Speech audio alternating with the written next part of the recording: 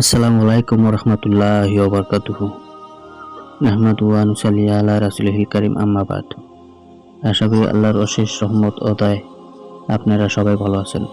প্রিয় দর্শক, আজ আপনাদের সামনে এমন একটি আমল তুলে ধরব, যে 5টি আমল করলে জান্নাতে সহজে যাওয়া সম্ভব হবে।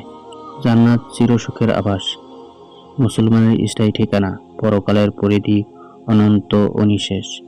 পার্থিব জীবন নিতান্ত ক্ষণস্থায়ী, তাই স্বল্প সময় দীর্ঘ জীবনের জন্য প্রস্তুতি নেওয়া মুমিনের কাজ।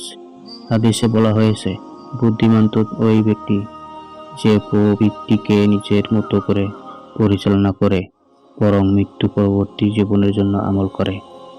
কোরআন হাদিসের নির্দেশিত পথে নিজেকে পরিচালিত করা প্রত্যেক মুসলমানের কর্তব্য।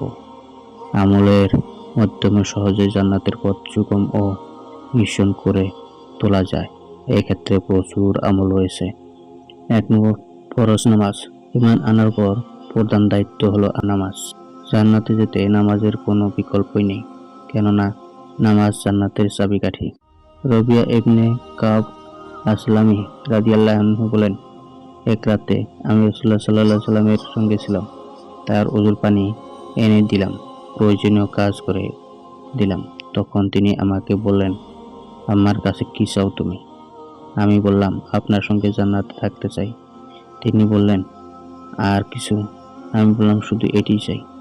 তিনি বললেন, অধিক সিজদার মাধ্যমে তোমার জন্য আমাকে সাহায্য করো, অর্থাৎ বেশি বেশি নামাজ পড়ো। 2 নম্বর, সরলতা। সহজ সরলতা মুমিনের বৈশিষ্ট্য। সরল প্রাণ ব্যক্তি আল্লাহর খুবই প্রিয়। সরলতার বিনিময়ে তিনি জান্নাত দেবেন।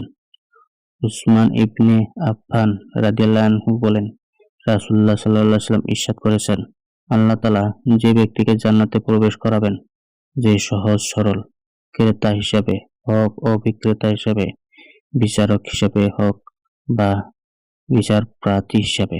3 নম্বর, রোগীর সেবা শুশ্রূষা। অসুস্থর সেবা শুশ্রূষা ও দেখাশোনা বড় সওয়াবের কাজ। জান্নাতে যাওয়ার সহজ আমল বটে।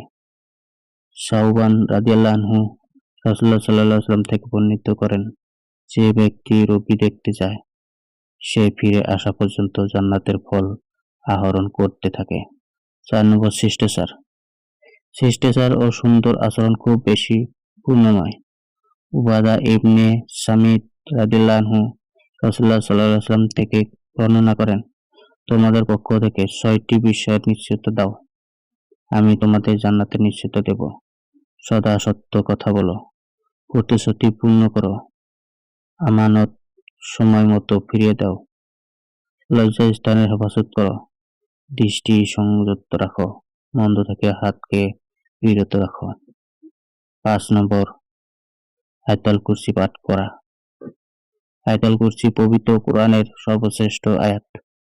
রাসূলুল্লাহ সাল্লাল্লাহু আলাইহি ওয়াসাল্লাম ফরজ নামাজের পর এটি পড়তেন। আবু উমামা বাহিলি রাদিয়াল্লাহু আনহু থেকে বর্ণিত হাদিসে রাসূলুল্লাহ সাল্লাল্লাহু আলাইহি ওয়াসাল্লাম বলেন, যে ব্যক্তি প্রত্যেক নামাজের পর আয়াতুল কুরসি পড়বে, জান্নাতে প্রবেশের ক্ষেত্রে মৃত্যু ছাড়া তার আর কোনো বাধা নেই।